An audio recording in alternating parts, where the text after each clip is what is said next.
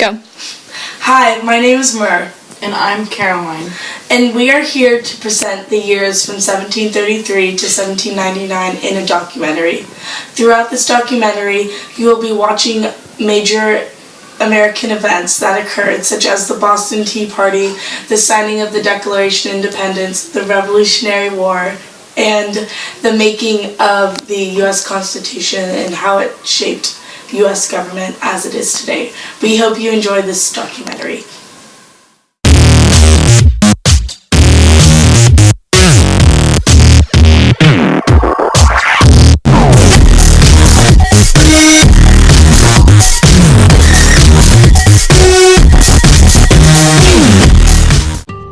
The First Great Awakening can best be described as a revelation of religious piety that swept through the American colonies between the 1730s and the 1770s. Religious enthusiasm quickly spread from the Presbyterians of the Middle Colonies to the Congregationalists, or Puritans, and Baptists of New England.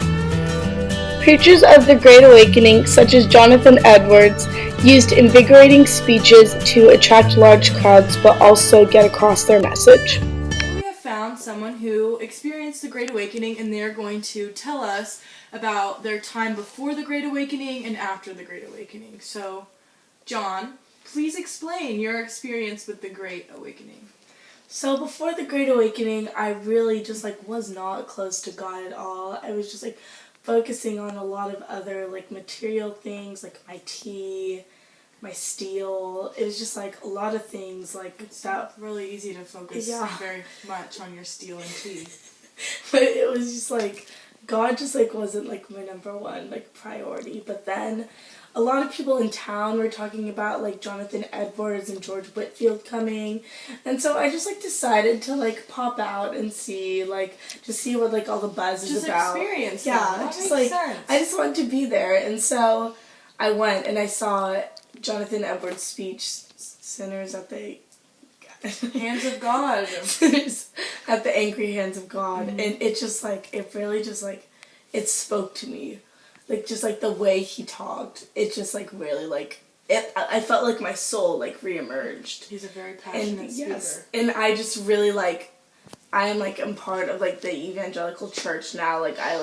God has really just become so much such a bigger part of my life. I really I feel I am awakened, and that's where I am today. Another important aspect during the 1740s was King George's War, also known as the American phase of the War of the Austrian Succession. It was the third and inconclusive struggle between France and Great Britain for the mastery of the North American continents.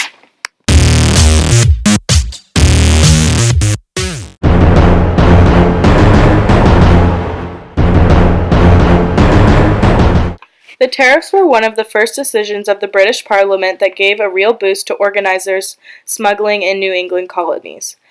This gave rise to the beginning of America's disregard for Britain rule. The Stamp Act was a British tax on all kinds of printed matter, and the Sugar Act was a tariff on sugar, coffees, wines, and other imports.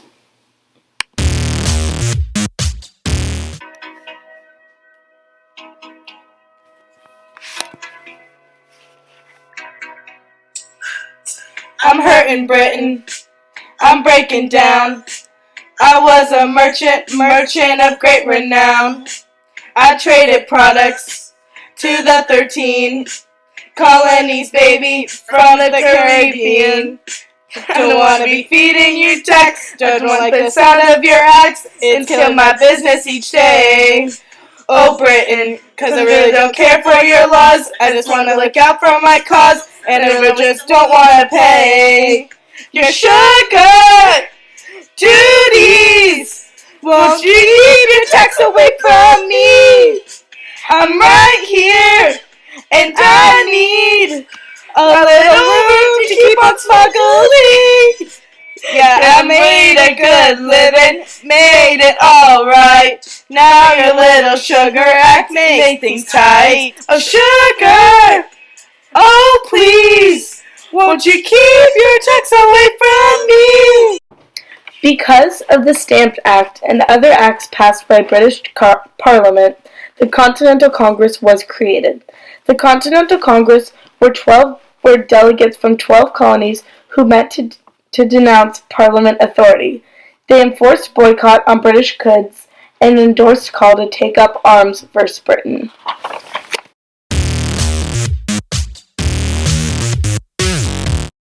In response to the Stamp Act, Britain enforced the Declaratory Act, naming them the superior over all American affairs. This pushed Americans to be even more resentful towards Britain. I'm historian Murr, and this is an excerpt we found of the Massachusetts Circular Letter. The House of Representatives of this province have taken into their serious consideration the great difficulties that must occur to themselves and their constituents by the operation of several acts of Parliament imposing duties and taxes on the American colonies. That is an essential, unalterable right in nature, engrafted into the British Constitution. As a fundamental law, and ever held sacred and irrevocably the subjects within the realm. That what a man has honestly acquired is absolutely his own, which he may freely give, but cannot be taken from him without his consent. That the American subjects may therefore, exclusive of any consideration of charter rights, with a decent firmness adapted to the character of free men and subjects, assert this natural and constitutional right. This House further are of opinion that their constituents, considering their local circumstances, cannot by any possibility be represented in the Parliament, and that it will forever be impracticable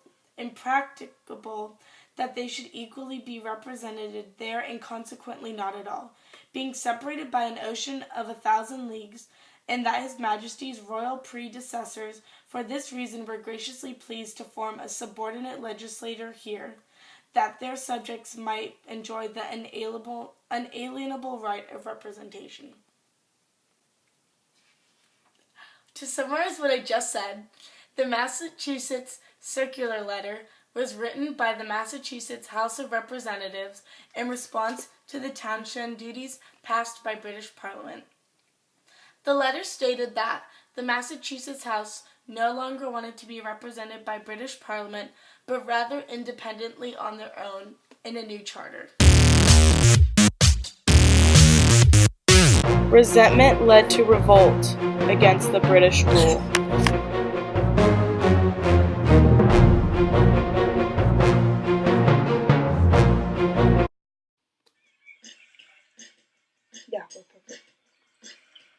I just can't believe what Britain did to me. It made an act of tea. Made an act of tea. The East India Company created a monopoly. In 1773. In 1773.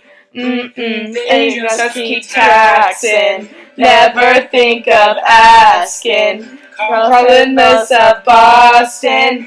Let's protest and it's gonna be alright. We're going on a boat. And we're gonna bring a coat. We're just gonna dump it off.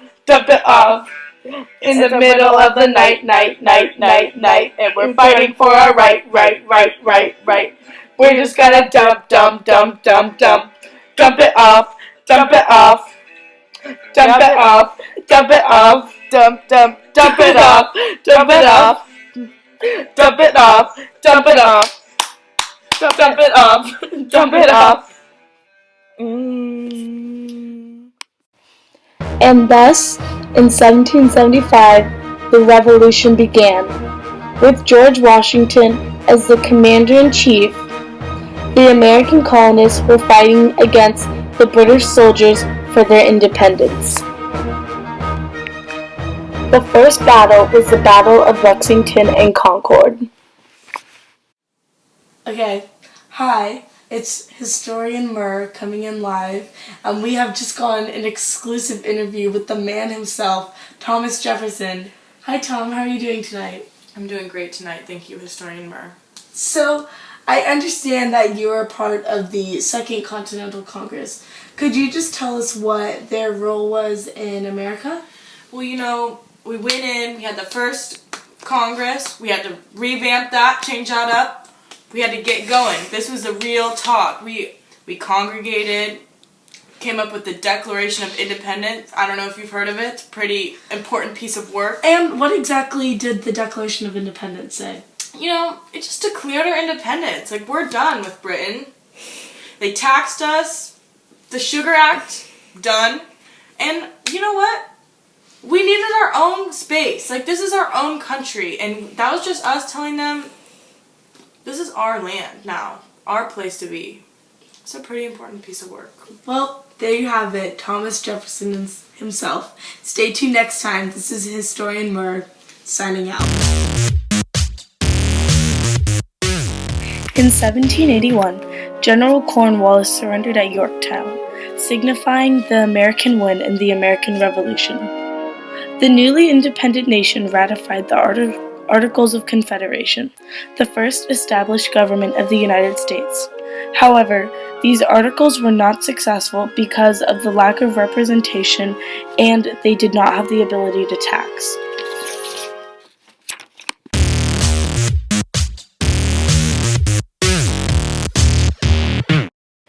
In the Peace of Paris, Great Britain finally recognized America as an independent country.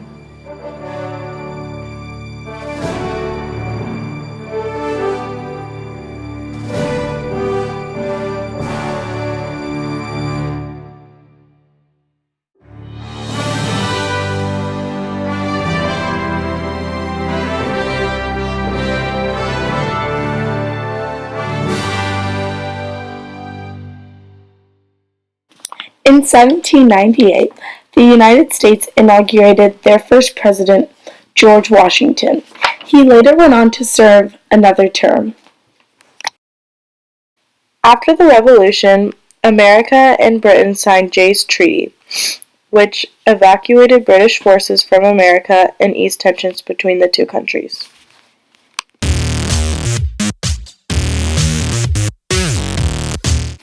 In 1798, the association known as the XYZ Affair was when the French demanded a bribe to be associated with Americans. The Federalist Party was angered by this attack on a national honor, and they wanted war with the French.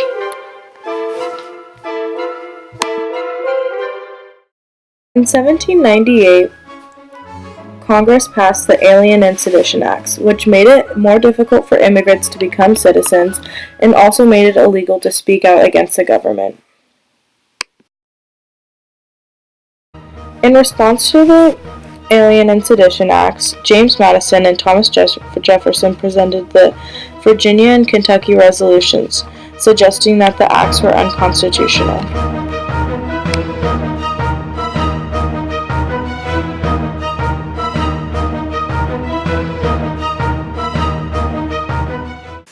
And now we have a very accurate reenactment of the farewell address, almost exactly how it happened. Relying on its kindness in this as in other things, and actuated by that fervent love towards it, which is so natural to a man who views in it the native soil of himself and his progenitors for several generations, I anticipate with pleasing expectation that retreat in which I promise myself to realize, without alloy, the sweet enjoyment of partaking, in the midst of my fellow citizens, the benign influence of good laws under a free government, the ever-favorite object of my heart, the happy reward, as I trust, of our mutual cares, labors, and dangers.